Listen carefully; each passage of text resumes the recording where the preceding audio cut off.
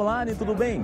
Dessa vez vamos falar sobre sustentabilidade. Eu vim até São Paulo não apenas para cobertura, mas também para participar do Seminário Internacional sobre Frota e Fretes Verdes. Eu estou aqui representando o Mecânico Online, ganhando um prêmio do influenciador para a mobilidade sustentável, mas claro, aqui a gente vai levar informação com conteúdo para vocês. Então, logo após a venda do Mecânico Online, tem um resumo do Seminário Internacional sobre Frota e Fretes Verdes.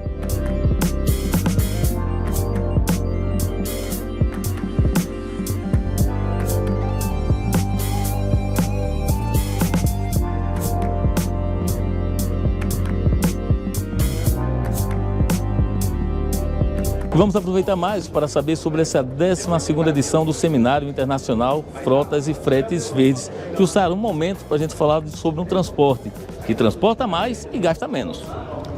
Sim, esse é o momento oportuno, que é a realização do Seminário Frotas e Fretes Verdes. É a sua 12ª edição, ou seja, são 12 anos já consecutivos de realização do seminário. Então, nós podemos afirmar com segurança que evoluímos bastante na questão da eficiência energética, no transportar mais, gastando menos. Como é que nós vamos fazer com toda essa matriz energética que o Brasil dispõe?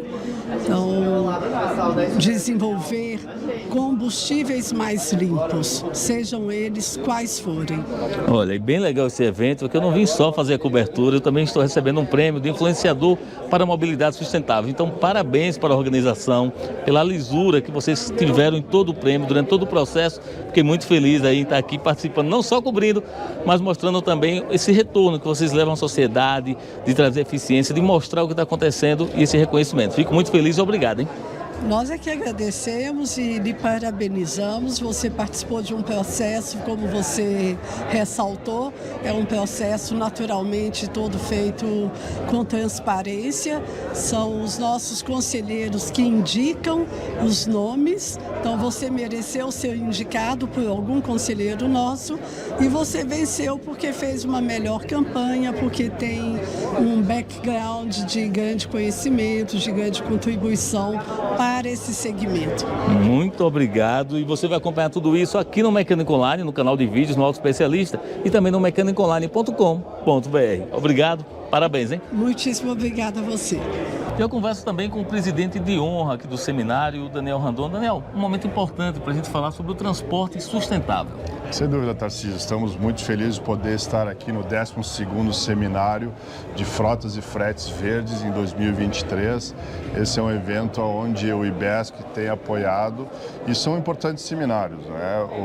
O mundo, nós estamos falando cada vez mais em buscar carbono zero, quem sabe até 2050, e o transporte é um dos principais emissores, né, de CO2, então é o papel da nossa indústria, do setor automotivo, de trabalhar em energias sustentáveis. E esse é o papel que nós vamos aproveitar aqui nesse seminário, ouvir várias líderes empresariais, várias empresas, ver o que estão fazendo de novo nas suas organizações para que a gente busque cada vez mais projetos com energias renováveis, e é isso que nós temos visto aí nos lançamentos das empresas, não somente no mundo, mas também aqui no Brasil. Na leitura de vocês, qual o caminho para o Brasil na eficiência energética para o transporte? Por exemplo, o etanol, hidrogênio, veículos híbridos, veículos elétricos. Qual a ideia de vocês? O que é que pode estar acontecendo? Bom, nesse momento se fala em energias limpas do mundo, o Brasil já sai na frente pela nossa matriz de energia, né? Então, isso tem sido um diferencial quando você fala do etanol, energia ou biocombustíveis, a questão também solar e eólica. Então nós temos muitas oportunidades de transformação. No caso da Randon Corp, nós desde o ano passado estamos no mercado com eixo auxiliar elétrico que chega a reduzir até 25% do consumo de combustível, além de gerar uma potência de até 200 HPs no produto, no semi-reboque. Então são essas inovações, como outros materiais mais leves, e também a questões de biocombustíveis. Quando se olha em matriz, nós olhamos muito para os centros urbanos, a visão de produtos com energias na questão de baterias, né, carros elétricos, mas olhando principalmente para veículos de transporte, caminhões longa distância, tem mais projetos aí, o próprio hidrogênio verde, questões do biodiesel tem sido bem importante aí para a redução do impacto do meio ambiente. Eu acredito que o médio e longo prazo não existe uma fórmula única, eu acho que nós temos que trabalhar com várias oportunidades dessas novas energias renováveis e dependendo até do local e necessidade do cliente e do custo e também da operação, ele vai poder escolher a energia que ele mais vê uma eficiência no transporte e um impacto menor na questão do meio ambiente. Então, acho que esse que é o importante de seminários como esse, de ver as novas tendências, as novas oportunidades e principalmente o que as empresas estão trazendo aí de tendências para o futuro. Perfeito, muito bom, sucesso aqui o evento e essa cobertura toda você acompanha no mecaniconline.com. Na categoria Influenciador para a Mobilidade Sustentável, convidamos para a entrega do troféu o senhor Rubem Antônio Bizzi, diretor da Marco Polo.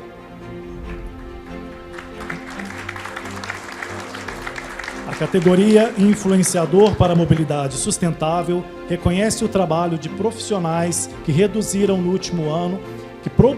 no último ano conteúdo relevante sobre processos industriais inovadores para a melhoria de produtos e serviços ligados ao transporte e logística, com foco na eficiência e sustentabilidade dos sistemas, contribuindo dessa forma para ampliar a visibilidade sobre o tema. O troféu Frotas e Fretes Verdes na categoria Influenciador para a Mobilidade Sustentável foi para Tarcísio Dias.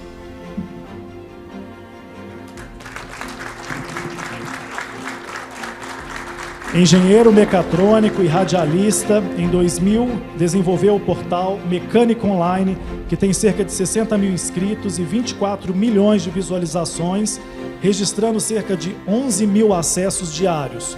O portal produz notícias acerca de energia limpa, meio ambiente e integração entre os meios de mobilidade. Com o canal GNV 360, aborda diretamente as vantagens e benefícios da GNV para veículos leves e pesados. Por gentileza.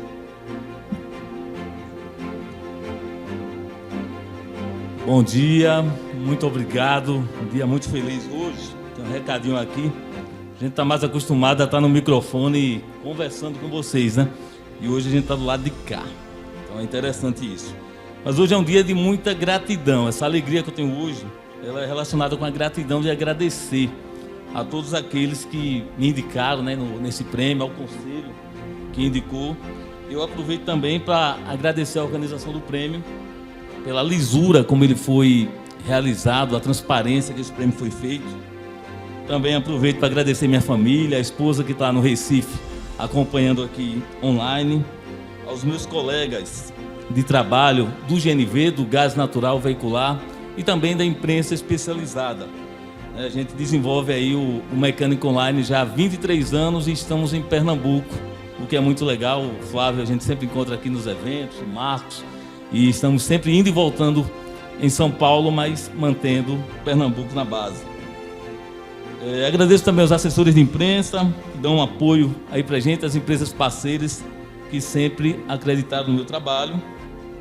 E também parabenizo os demais participantes que junto comigo participaram dessa categoria, porque falar sobre mobilidade, estar no dia a dia da imprensa não é uma atividade fácil, é um desafio.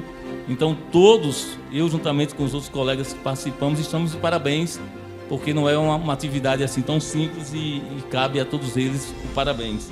É importante reforçar isso. E já que a gente está falando aqui de um mundo melhor, mais sustentável, né? Além de reciclar o lixo e matéria-prima, precisamos ir além para reciclar ideias, conceitos e paradigmas. É muito importante essa mudança de fase. É um pouco do que a gente está fazendo aqui hoje de ser sustentável. Isso é ser sustentável, essas mudanças, essa transformação, que é o que a gente está fazendo aqui hoje nesse seminário. Então, muito obrigado a todos vocês aí pela participação. Sempre uma palavrinha que eu uso, abraços pernambucanos aí para todos vocês.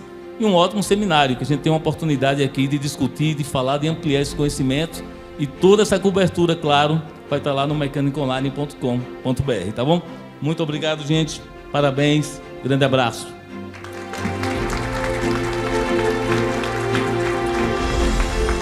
E olha só, aqui no evento Frotas e Fretes Verdes, eu vou ter a oportunidade de conversar com o influenciador para a mobilidade sustentável do ano passado. Eu ganhei esse ano, eu estou aqui muito feliz com esse prêmio, com esse reconhecimento, mas eu vou conversar com o Helder. O Helder, você que ganhou no passado, fala melhor para a gente aqui desse prêmio, do evento em si, como é que é essa experiência? Olha só, gente, primeiramente, bom dia para todos, né, que assistem o canal Mecânico Online.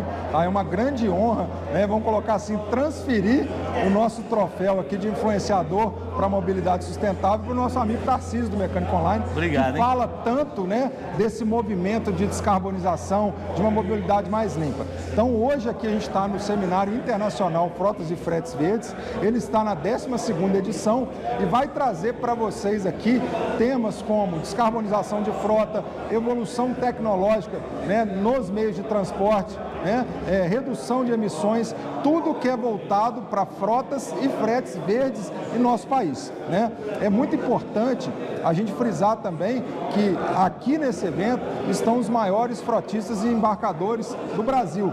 Então tem muita gente do setor, muito conteúdo vai ser produzido aqui, né? E a gente tem a agradecer nosso amigo Tarcísio por divulgar esse evento para vocês. Lembrando também que a gente vai estar ao vivo no YouTube. É muito bom, a gente tem um link, eu vou colocar o link aqui de todo o evento para você acompanhar. Você que não teve a oportunidade de vir, por exemplo, aqui, de estar junto conosco, de saber o que aconteceu no evento, porque aqui no Mecânico Online a gente vai estar com toda a cobertura, não só aqui no canal de vídeos, nosso especialista, mas também no mecanicoonline.com.br. Mas eu não posso deixar de perguntar para o Helder aqui, que ele é um dos maiores, um dos mais, assim, quando eu falo, maiores especialistas do GNV. Mas é o gás na veia, não é só o gás natural veicular. E é uma energia de transição, Helder. Como é que a gente pode visualizar a participação do GNV nesse momento na mobilidade aqui no Brasil? Na verdade, né, eu queria falar para todos que assistam o Mecânico Online, todos os especialistas também do setor de mobilidade, que é o seguinte: hoje a gente tem o GNV, né, o gás natural veicular. A gente está passando por uma grande transição para o GV, que é o gás veicular. Então, o que é esse gás veicular? Ele pode ser o gás natural veicular, que é o energético de transição de origem fóssil, né? Nisso também vai entrar o biometano, que é a parte renovável. Então, seria o gás natural renovável. Muita gente fala gás natural renovável, é o biometano, ou, né, esse GV pode ser a mistura desses dois gases, GNV e biometano, em qualquer proporção, tá? E tem mais, a cereja do bolo está vindo por aí.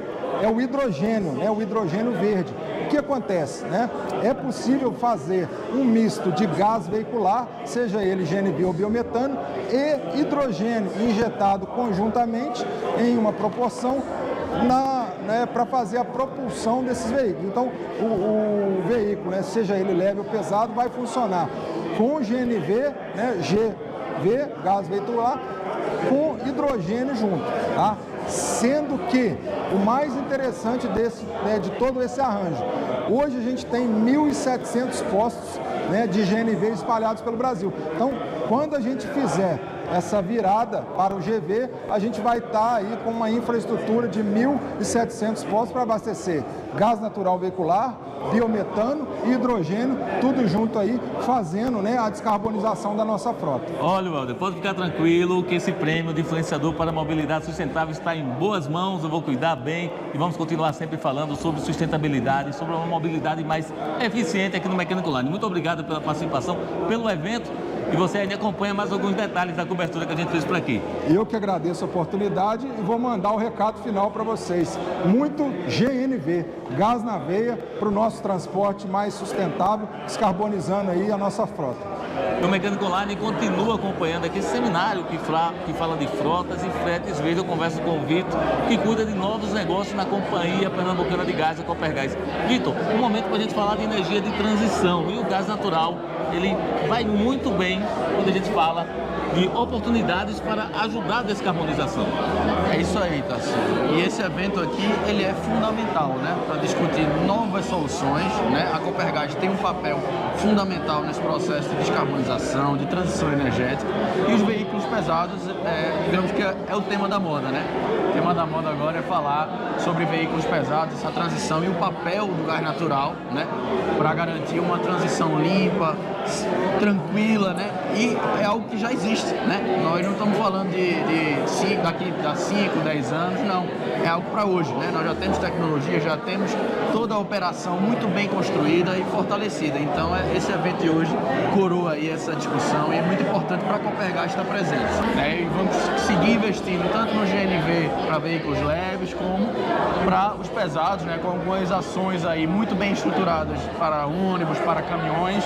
Então, é a Copergás aí inovando, tá? Com coragem, mas também com muito profissionalismo, com muito cuidado para que as ações de fato elas se perpetuem, né? Então nós temos um papel aí muito importante com o apoio de todo o setor aí do gás natural, não só em Pernambuco como no Nordeste, né? Que faz falando de corredores azuis, né? Então tem todo aí o setor do gás natural está muito bem, está unido, está muito bem preparado para essa nova etapa que nós vamos ter que enfrentar com coragem, né? Coragem e muito profissionalismo. Oportunidade, porque você tem um veículo diretamente com o GNV, você pode fazer um veículo híbrido, que funciona com diesel, com GNV, ou, né, como acontece no dia a dia aí, um veículo com combustível normal, gasolina, etanol, utilizando também o GNV. Então as funcionalidades, as oportunidades para o GNV nesse momento de transição são as melhores e com certeza aqui no Mecânico Online a gente tem mostrado isso e vai continuar mostrando nesse seminário que a gente acompanha aqui em São Paulo. Muito obrigado, parabéns aí pela participação, hein?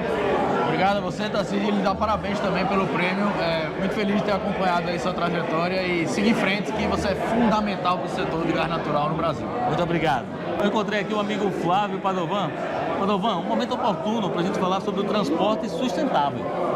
Um evento como esse. Tarcísio, em primeiro lugar, um prazer enorme te encontrar aqui depois de algum tempo, né? Que bom, né? Aqui, hoje nós estamos aqui num evento super importante, Frotas e Fretes Verdes, um momento muito oportuno. E hoje eu vou falar aqui sobre tendências e tecnologias de novas motorizações para descarbonização. Hoje a palavra de ordem é descarbonização. E a indústria tem um papel super importante a desempenhar nesse sentido. Então venho falar desse tema aqui com alguns colegas. O evento tem uma agenda extremamente importante e vamos ver como é que a gente pode contribuir nesse sentido. Sem dúvida, nós temos trabalhado muito ao longo dos anos na busca da eficiência energética, na mobilidade, transporte de carga, transporte de passageiros, o que é muito importante para o Brasil e importante para o mundo, principalmente nesse esforço de descarbonização, nesse trabalho de buscarmos fontes sustentáveis de recursos do Brasil e para todo mundo. Nós temos imbuído nesse trabalho e o Frotas e Fretes Verdes tem trabalhado por mais de 10 anos em desenvolver projetos, conhecimento e divulgar isso em todo o território nacional.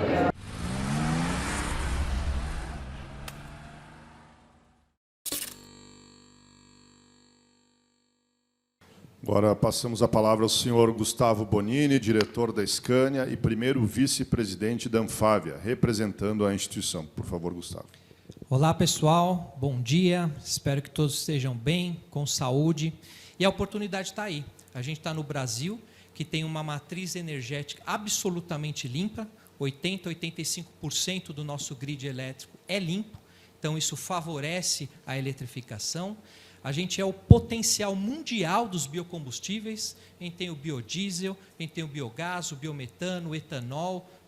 Qualquer outro biocombustível que a gente venha a inventar, com certeza o Brasil vai ser protagonista. Então a gente tem também essa diversidade. É por isso que na Anfávia a gente disse que o futuro não vai ser apenas elétrico, mas eclético. Porque todas as tecnologias são importantes. A gente está trabalhando com a descarbonização. Nosso inimigo é o carbono. Então é com isso que a gente tem no Brasil potencial para ser o protagonista dentro da neoindustrialização. Cabe destacar também a importância que o setor dá, não só para a produção nacional, que é o que a gente defende, juntamente com os nossos colegas aqui do Sindipeças, mas também a questão de pesquisa e desenvolvimento. O setor automotivo é responsável por 1/5 do PIB industrial brasileiro.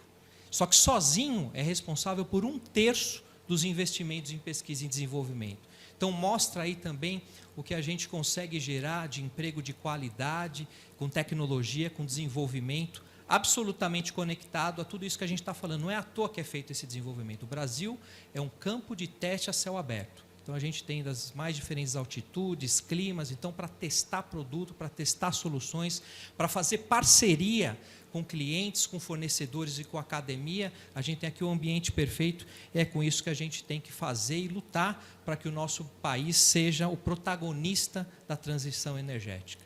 Então, obrigado a todos, espero que a gente tenha aí, como a gente sempre teve, 2 dias de excelentes discussões para que a gente consiga avançar na jornada de sustentabilidade. Um bom dia a todos. Obrigado. Então, nós podemos ter aqui todas essas rotas tecnológicas, cada uma aplicada na sua melhor função. E nós estamos, inclusive, desenvolvendo também rotas tecnológicas que são nossas, como, por exemplo, a extração de hidrogênio a partir do etanol. Hoje nós já conseguimos superar o problema do transporte do etanol, do hidrogênio, que é um problema enorme, é caro e é arriscado você transportar hidrogênio. E hoje você já consegue colocar um reformador do lado da bomba de etanol e você consegue fazer isso em loco, nos postos. Nós já temos uma infraestrutura pronta. O lado audacioso desse projeto é você diminuir esse reformador de modo que ele caiba dentro do veículo, que essa produção seja feita on-board.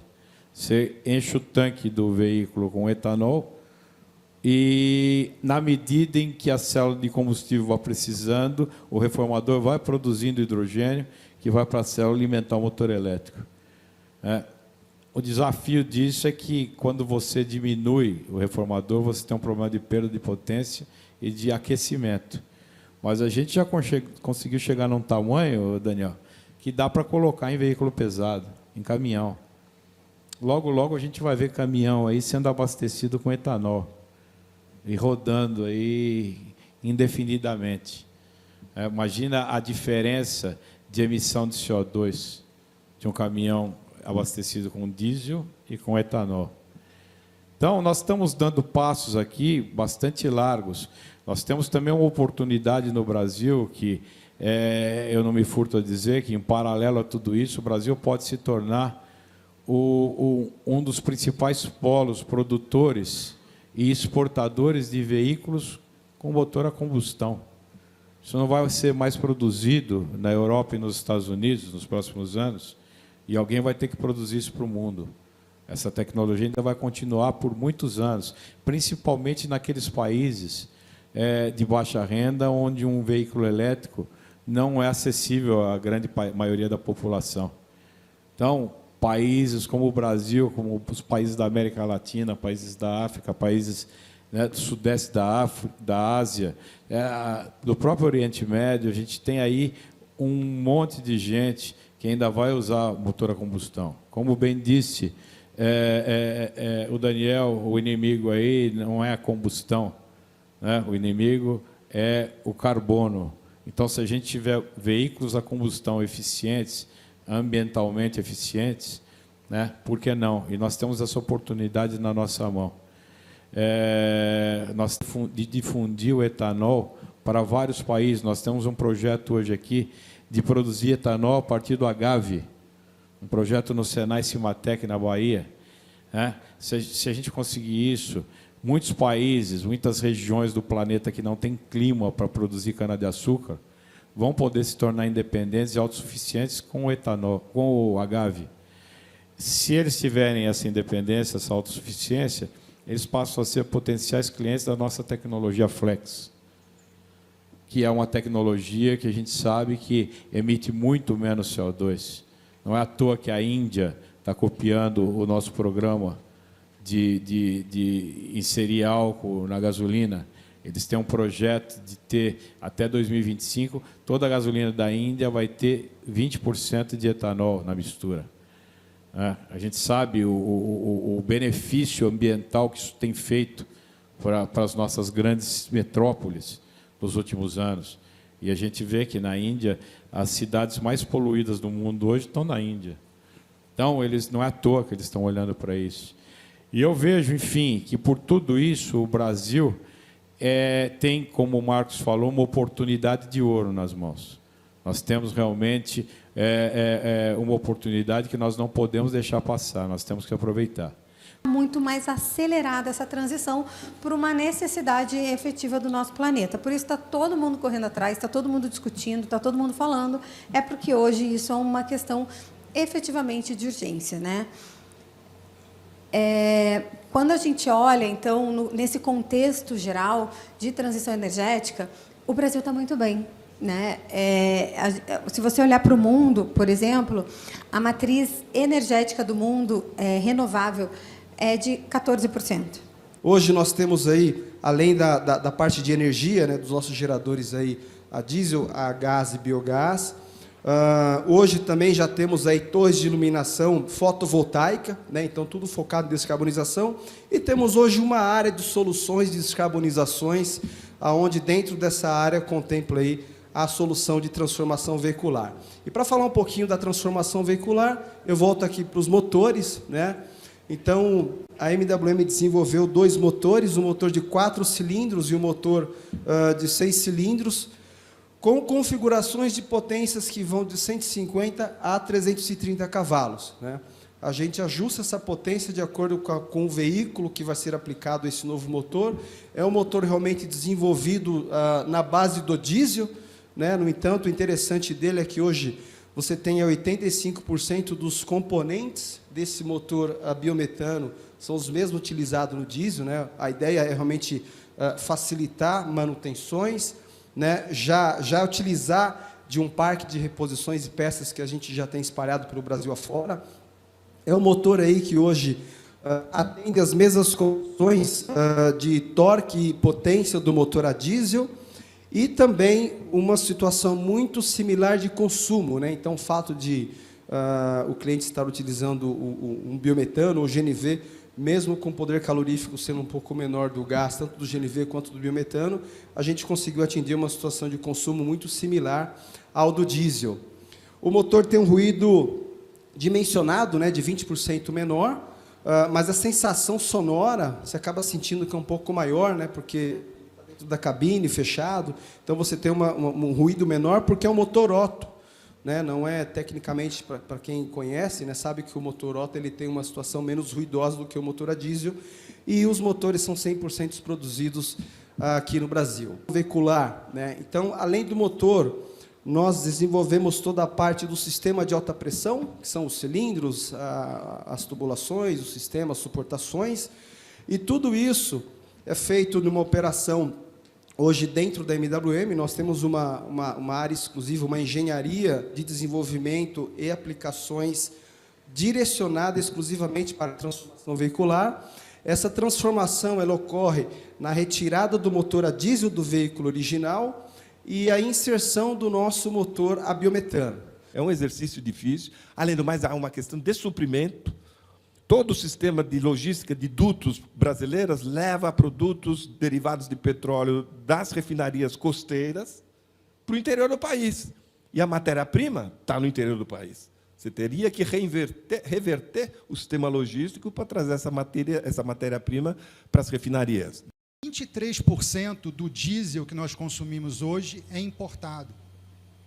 Então, imagina uma política pública nacional tornando o Brasil autossuficiente em diesel, substituindo esse diesel por outras energias.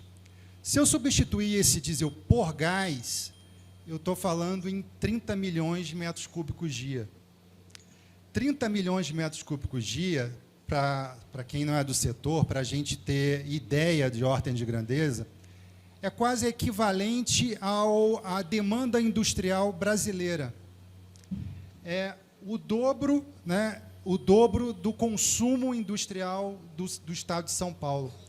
Então, é significativo. E aqui eu substituindo somente o diesel importado. Então, a gente tem aqui um grande mercado. Assim, o gás natural ele já avançou na matriz energética, substituindo outros combustíveis mais pesados, substituindo o óleo combustível. Hoje, esse é o grande mercado de substituição, onde a gente teria que atuar. E com isso, já foi colocado aqui, a gente consegue reduzir a emissão de CO2, NOx, e um outro poluente que a gente fala muito pouco, que é o material particulado. Hoje nós temos o diesel, ele contribui muito para as doenças pulmonares e tem um impacto relevante na saúde pública. Para atender a todas essas demandas ambientais de redução, né, das emissões de CO2, mas nós, né, da Scania, acreditamos na sinergia entre as matrizes energéticas. Então, sim, o elétrico é futuro, ele existe hoje, mas, com certeza, ele irá conviver com outras matrizes energéticas, não somente combustíveis fósseis, mas também combustíveis alternativos e renováveis. Então, essa é a mensagem. Então, novamente, quando a gente fala do apelo da eficiência energética, no ano passado, eu ressalto aqui que a Scania lançou uma nova família de motores a combustão, que promete, né, que tem entregado aos nossos clientes, né, uma economia de combustível de até 8%. Então, sim, combustível fóssil, mas que trabalhando em sinergia com outras matrizes para oferecer, claro, um apelo ambiental e sustentável cada vez mais latente. Isso traz aqui a possibilidade de potenciais off-takes com uma ampla gama de aplicações que podem aplicar o hidrogênio. Além desse ponto, né, a EDP, por anos seguidos, é a empresa mais inovadora do setor de energia, e o que nos traz uma capacidade de escalar tecnologias pilotos. Tá? Então, da mesma forma que a gente fez esse projeto piloto de megawatt lá em Pecém, nós temos diversas outras iniciativas onde a EDP tem vasta experiência em escalar esses projetos pilotos e tornar isso business. Okay? E aí, falando um pouco sobre hidrogênio,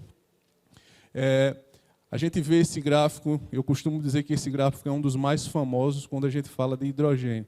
Tá? Ele traz aqui um pouco da participação dos setores industriais na emissão global de gases de efeito estufa. E quando a gente olha aí para quase 75% da emissão, a gente vê que é do setor de energia. Né? E aí eu trago aqui 3 destaques. Né? Energia na indústria, a energia no transporte e a energia elétrica, para eletrificação, tanto residencial quanto industrial. Então, quando a gente olha para aqui, às vezes a gente se assusta, mas a gente enxerga isso como uma grande oportunidade para o setor de energia atuar na descarbonização. Tá? E aí, só retomando aquela velha taxonomia famosa em todas as apresentações, eu falo aqui um pouco sobre as cores do hidrogênio. Né? Quando a gente fala do hidrogênio cinza, que é o mais utilizado no mundo, seguido do azul, né, a gente fala de 2 tipos de hidrogênio que advêm, né, da reforma catalítica do gás natural, ou seja, a gente tem a reforma do gás e a gente obtém a molécula de hidrogênio. A diferença é que, enquanto em um eu não me preocupo com o CO2 oriundo dessa transformação, onde eu emito aí cerca de 10 kg de CO2 por cada quilo de hidrogênio produzido, no outro eu tenho artifícios para sequestrar ou armazenar esse hidrogênio, tá? Esse CO2, desculpe. E aí eu caio ali de 1 para 3 kg de CO2 por quilo de hidrogênio produzido. O verde, pelo contrário, né? O verde ele vem da eletrólise da água, utiliza apenas recursos renováveis para o processo, né? Energia renovável, eólica, solar, e a gente tem praticamente 0 de emissão de CO2, ou seja, o hidrogênio verde é a grande chance do Brasil figurar como um grande ator dentro da transição energética mundial. E aí, dentro de toda essa cadeia que o hidrogênio pode ser aplicado, né, o hidrogênio produzido através de eletrólise, utilizando energia renovável, pode ser aplicado para a mobilidade, pode ser utilizado em indústrias petroquímicas para a fabricação dos e-fuels, né, sintetizados com o CO2 em Fischer-Tropsch. A gente pode aplicar na indústria química, na indústria de fertilizantes, sintetizado, por exemplo, com o nitrogênio em Haber-Bosch. E também a gente pode aplicar na indústria de difícil descarbonização, é o hard to abate, né? Principalmente destacando-se ali a indústria do aço e da mineração. Tá? Então, o hidrogênio ele tem tudo para figurar aí como uma grande commodity energética até 2050, e a gente vai fazer de tudo para que, unindo esforços, isso aconteça. Tá? Mas hoje um grande problema é o preço. Um dos grandes problemas é preço, né? Hoje a gente está falando de hidrogênio na casa dos $6, 5 a 6 dólares por quilo de hidrogênio produzido. E uma das grandes expectativas é pela redução do custo do hidrogênio, né? Para que os projetos eles comecem realmente a sair. Aqui a gente tem um gráfico, né, do Hydrogen Consortium, onde ele coloca que para a gente ter a competitividade entre hidrogênio verde dentro de patamares do hidrogênio cinza, a gente está falando de uma redução de praticamente 62% de custo, né? Aqui tem uma escala temporal até 2030, mas eu não gosto de falar de escala temporal, eu gosto de falar de quais fatores realmente interessam e que vão ser significativos para que isso aconteça, né? O primeiro, redução do OPEX, né? Tendo em vista que a energia elétrica é quase 70% do custo do hidrogênio verde.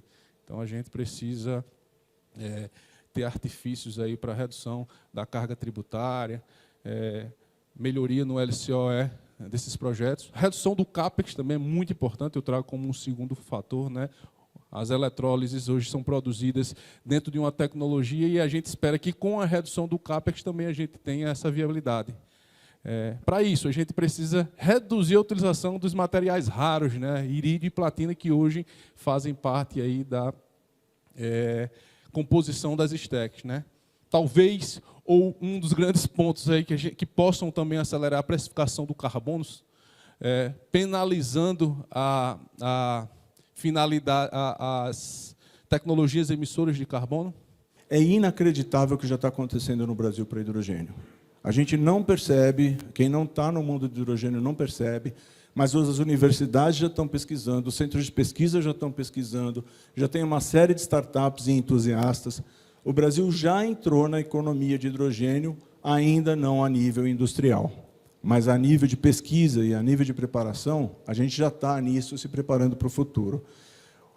Como eu falei, esse hidrogênio ele vai interligar diferentes cadeias. Aqui na última coluna, na coluna do uso, a gente vai ver a indústria petroquímica, a indústria do aço, indústrias que são fortemente ativas já hoje na utilização do hidrogênio, independente da sua origem, ele pode ser um hidrogênio cinza ou o que for, passando a depender do hidrogênio verde para se descarbonizar de uma forma muito mais rápida. Então, você não vai ter tempo, você não vai ter dinheiro para poder trocar uma caldeira se ela opera a algum tipo de combustível fóssil. Mas se você começar a usar um hidrogênio que vem de uma cadeia mais limpa, você consegue fazer ela se descarbonizar, como a EDP mostrou, já usando hidrogênio para esse sentido, para poder descarbonizar a cadeia. Dentro daquelas categorias de setores econômicos que eu falei, os setores econômicos ligados à indústria química, que estão lá em cima, aqui, olha, indústria química e refinaria, aço, são os setores onde eu falei que estão muito mais propensos a usar o hidrogênio. E no mundo da mobilidade, que é o tema da minha palestra, nós vamos ver aqui os veículos de grandes distâncias, os veículos mais pesados, porque não vai ter bateria suficiente para manter uma carga líquida adequada para esse transporte. E mesmo na aviação, a aviação não está confiando nas baterias como uma solução de longo prazo, principalmente para as grandes aeronaves, seja por causa do peso, né, como eu já falei, seja por causa das questões de segurança. E nós vamos ver no mundo automotivo, tudo bem que esse aqui é um material de uma entidade de hidrogênio, então ele tem um certo viés, mas a gente vai ver aqui, por diferentes categorias de veículos, uma tendência maior para usar hidrogênio junto com a eletrificação. Por que é importante usar hidrogênio junto com a eletrificação? Por que eu estou colocando isso? Gente, nós precisamos parar de pensar que é ou hidrogênio ou elétrico.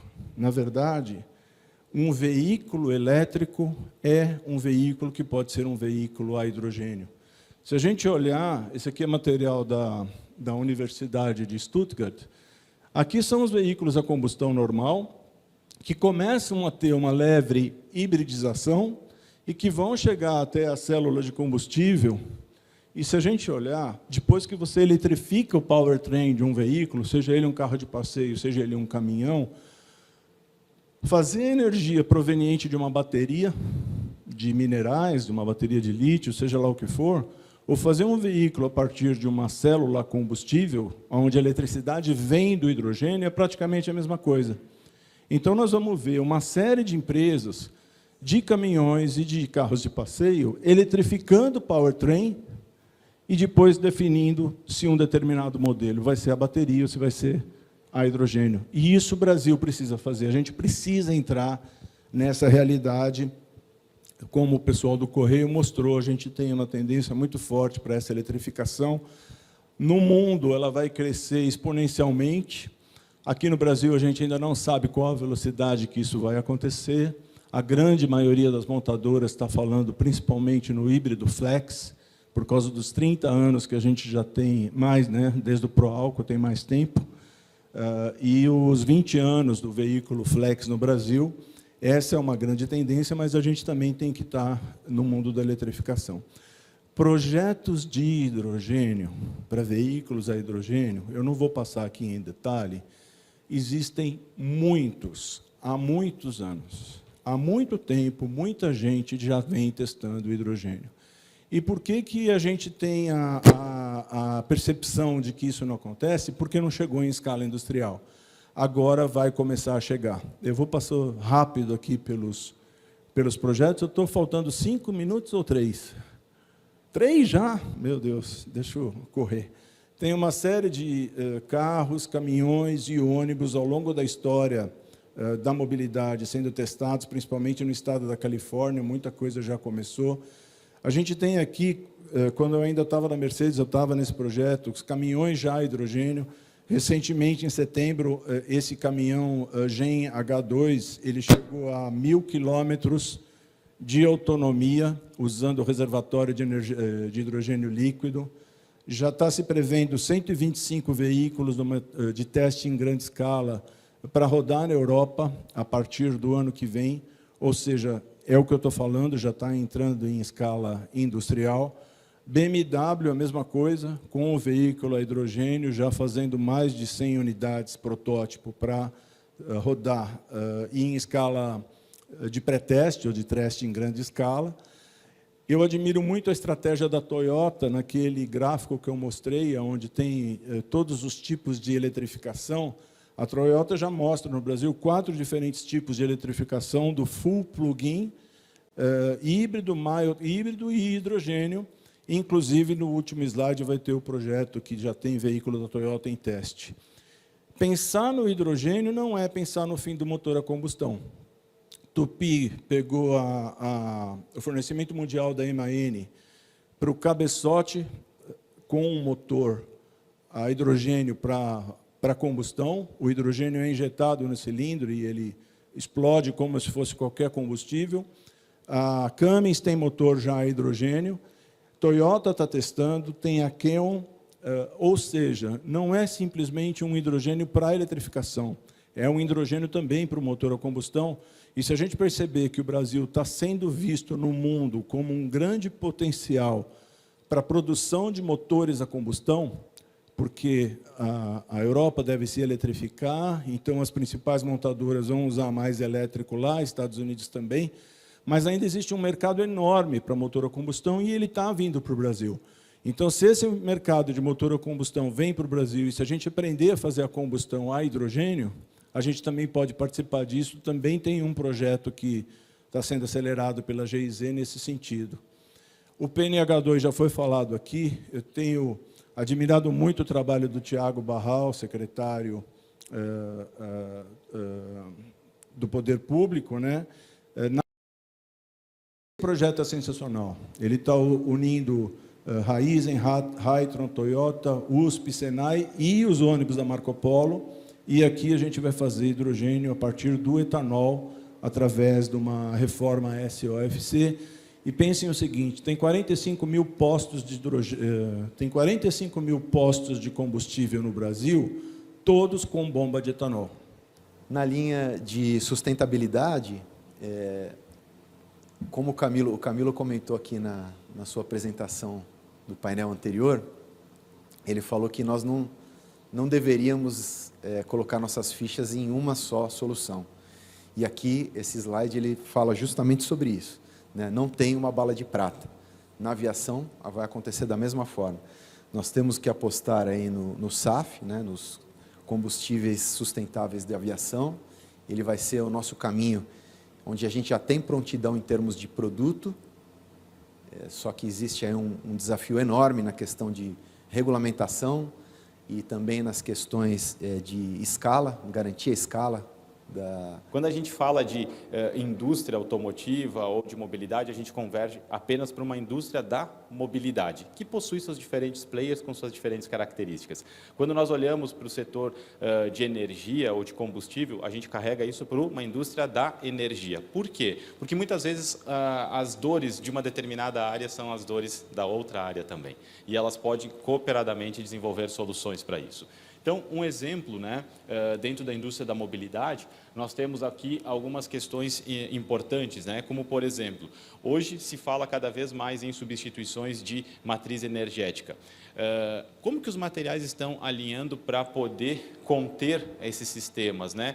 Tanques mais eficientes ou dispositivos mais eficientes, pensando, né, numa resistência, pensando num impacto, e antes nós escutávamos aqui, né, se porventura um pack de bateria sofrer um dano e partir por um incêndio, como é que nós podemos minimizar ou evitar que isso aconteça, né? Pensando justamente em tecnologias novas que possam fazer troca de calor mais eficiente, que possam ter materiais poliméricos usando nanotecnologia no âmbito de serem materiais inteligentes, por que não sensores, né, óticos mudando de cor, avisando que está tendo uma sobrecarga de temperatura. Isso já é uma realidade, né, sendo trabalhado também.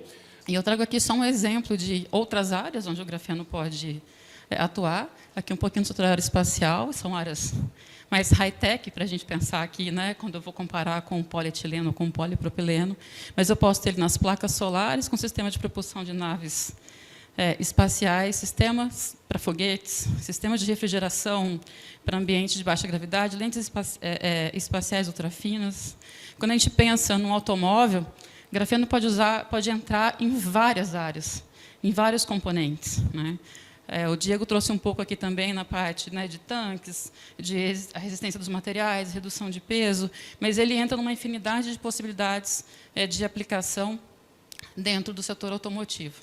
Então, nós temos hoje material disponível, tecnologia disponível, e se a gente tiver um match, então, de demanda, de parceria de desenvolvimento, no curto prazo, nós podemos ser pioneiros no Brasil em colocar e ser relevantes nesse mercado, com produtos brasileiros no mercado. Hoje, os nossos masterbets estão sendo vendidos aqui, mas também estão sendo exportados. A gente tem um container indo para a China esse mês. Então, a gente está fazendo no Brasil desenvolvimento, produção, em escala industrial, que o mundo não está fazendo nessa escala industrial. A gente não conhece nenhuma empresa que vende um container de 25 toneladas de masterbet com grafeno. Então, a gente tem qualidade aqui no Brasil para isso. Tá? Então, não estou falando só da Gerdau Graphene, estou falando do conhecimento que a gente tem, que se a Gerdau Graphene está aqui hoje, é porque a gente tem 20 anos para trás de desenvolvimento nessa área. Então, além desses desenvolvimentos em polímeros e tintas, a gente também tem uma linha de desenvolvimento na área de lubrificantes. Eu não trouxe resultados aqui que ainda não posso mostrar. E aí, em lubrificantes, esses desenvolvimentos estão na linha de redução do consumo do combustível, aplicação tanto para motor diesel quanto para motor Otto, e focando na redução do consumo final de combustível. Então, acho que para o ano que vem a gente tem novidade aí na área mais ligada também a motores e a consumo de combustível. A Naiwan trabalha com o método top-down. O método top-down da nanopartícula é como se a gente pegasse uma partícula grande, numa escala micrométrica, e começasse a dividir ela. Essa divisão aumenta a área superficial da partícula e faz com que ela se torne mais reativa com o meio. Tá? Outro equivalente didático que eu trago para vocês, que tentar enxergar algo na escala nanométrica, o nosso olho, o olho humano tem um limite de enxergar coisas, materiais, matéria, até a escala de 10 micron. Tá? Então, tentar enxergar algo na escala nano a olho nu é o mesmo que tentar enxergar uma uva olhando para a Terra a partir do espaço. É mais ou menos essa comparação. Falei para vocês que quanto mais a gente diminui as partículas, mais reativas elas se tornam, e não de uma forma pejorativa, elas se tornam reativas em todos os casos, mas para a gente isso é muito importante para trabalhar com polímeros, por exemplo. Se você não tem uma interação muito boa entre a nanopartícula e a matriz polimérica, você não está construindo um nanocompósito. No nosso caso aqui, o nanonióbio ele se torna mais reativo e isso nos auxilia a chegar em uma aplicação perfeita para o mercado, e isso eu vou mostrar lá na frente para vocês. Mas, início. Em questão de performance, a gente tem um aumento na confiabilidade, como eu falei, aumento de até 70% de proteção contra a oxidação superficial de peças em linha, aumento de até 3 vezes a proteção contra a corrosão das peças em campo, redução da quantidade de banhos, redução na quantidade de tinta pelo aumento de resistência à corrosão do sistema completo, aplicado à temperatura ambiente, redução do consumo de água. Prevenção de formação de cloreto de zinco, importante para aplicações automotivas destinadas a países frios, preços de peças e serviços mais competitivos, e 2 bases de comparação de custo ali. Hoje, o custo da corrosão compromete 4% do PIB do Brasil anualmente. Esse dado aqui é bem conhecido na indústria. E o preço total do tratamento de superfície metálica representa só 10% do custo global da aplicação. Então, hoje a gente tem esses outros 90% para reduzir o custo da tinta aplicada, como eu disse para vocês, aplicando tintas menos nobres, e melhorando a resistência superficial do aço pelo uso do nanonióbio. Outros projetos que nós temos são tintas automotivas industriais, com aumento de eficiência e redução nos solventes, verniz de isolamento de motores, com redução da dissipação de energia, aumento da velocidade de impressão e redução do consumo de energia na impressão 3D, e um aumento da eficiência na rota química de recuperação de isocianatos e polióis pela reciclagem química de poliuretano bicomponente, que hoje é um grande problema ambiental para a indústria. E aqui é o exemplo que eu dou para o veículo leve. Aqui a gente tem um exemplo de leve e de pesados, vou falar de caminhões e ônibus. Quando eu falo de leves, eu já vou direto na conta. Aqui a gente tem todo um racional mostrando a competitividade, a eficiência dos veículos, mas, em média, para cada 1.000 quilômetros que roda, um veículo hoje leve economiza pelo menos R$200. Então, se uma frota que roda mais ou menos aí 4, 5 mil quilômetros, estamos falando de quase R$1.000 por mês de economia. Pensa numa frota aí de 100 veículos. Estamos falando de R$100 mil por mês. No ano dá mais de R$1 milhão de economia. Garanto que é uma economia super relevante aí para diversos frotistas de veículos leves. Além de ser super importante também para taxistas e aplicativos. E aqui entrando já no mercado de veículos pesados, eu trago como que hoje esse mercado está evoluindo. Já diversos outros colegas fizeram apresentações, e aqui eu vou dar um resumo, que lá em 2018, quando a Scania falou que iria de fato produzir os veículos, fez investimentos. Em 2019, ela lançou esses veículos, esse caminhão a gás, na Fenatran, e já em 2020 começaram as entregas desses primeiros caminhões a gás. Eu quero dizer que é um mercado novo aqui no Brasil, mas que vem crescendo bastante. No mundo, isso já está bem desenvolvido. A gente pega aí países na Europa que já têm percentuais aí de 5%, 10% de frota de veículos a gás. Quando a gente vai, o Pedro conhece bem a parte de transporte público, ele falou um pouquinho aqui, mas a gente vai para Los Angeles, mais de 90% da frota de ônibus de Los Angeles é a gás. Quando a gente vai para Madrid, mais de 70%. Quando a gente vai para a França, hoje é mais de 30%, mas o plano é até 2030 chegar em 70% de gás. Crescer o gás e não o elétrico, é crescer o gás, o plano da França. Então, a gente vê esses exemplos pelo mundo inteiro. E aqui a gente ainda está um pouquinho atrás na questão do ônibus. E eu também vou mostrar que a gente tem muita oportunidade também para falar de ônibus a gás. Mas aí, dando sequência, em 2021, a Iveco anunciou também que vai trabalhar com caminhões a gás. E aqui a gente já, dentro da Comgás, aqui na nossa área de distribuição, fizemos uma parceria e um primeiro posto com alta vazão aqui em São Paulo. Em 2022, a MWM, que também esteve aqui presente, começa também a fazer um trabalho de transformação de motores para gás, e a Scania já anuncia mais de 600 veículos vendidos a gás. E quando a gente vai para esse ano, a Agrale, que também esteve aqui, falou, e divulgou primeiro o veículo micro-ônibus 100% a gás, a Iveco colocando aí hoje a entrega dos primeiros caminhões a gás, a Scania entregando o primeiro ônibus rodoviário aqui em São Paulo, a gás, e a MWM transformando o primeiro ônibus também urbano a gás. Então, a gente vê que começa também a abrir o leque com mais opções, mais produtos, E a tendência que a gente fala para 24 é exatamente essa, ter cada vez mais montadoras com mais produtos e mais postos com alta vazão nas rodovias. Aqui eu passo rapidamente mais as opções de gás que nós temos. Então, tem aí a Scania com portfólio já com 3 diversas variações de motores, a Iveco, MWM e também a solução diesel-gás, que é uma solução que acaba sendo muito importante aonde, de fato, não tem a questão de abastecimento e também uma questão de conciliar o diesel e o gás ao mesmo tempo. Em média, a autonomia desses veículos de 450 quilômetros e tempo variando de 15 a 50 minutos de abastecimento. Eu diria o seguinte, que esse seminário foi muito bom, foi muito rico, com excelentes palestras, com temas maravilhosos e que trouxe e transmitiu conhecimentos como muitos seminários não trazem. Aqui, ao contrário de fazer propaganda da sua empresa ou entidade, se colocaram as prováveis soluções que esse país tem que ter para sobreviver, como diz o nosso secretário Pinheiro Pedro. Eu acho que é muito importante, porque aqui se tratou da verdadeira descarbonização, sem política, e com pé no chão, que é muito importante, e tecnicamente viável. Nunca houve, eu participei de vários seminários, uma canalização tão perfeita com o tema, que agora é público, é notório.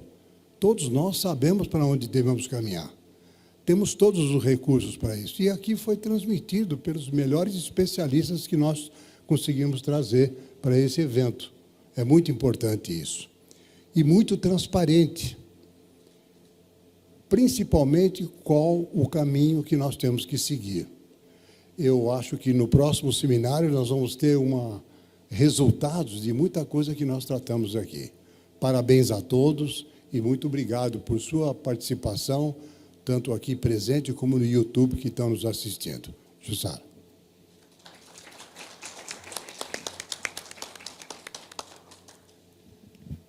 Bem, queridos, muitíssimo obrigada aos senhores que nos honraram com suas belíssimas apresentações da nossa última sessão. Está encerrado o Frotas e Fretes 23.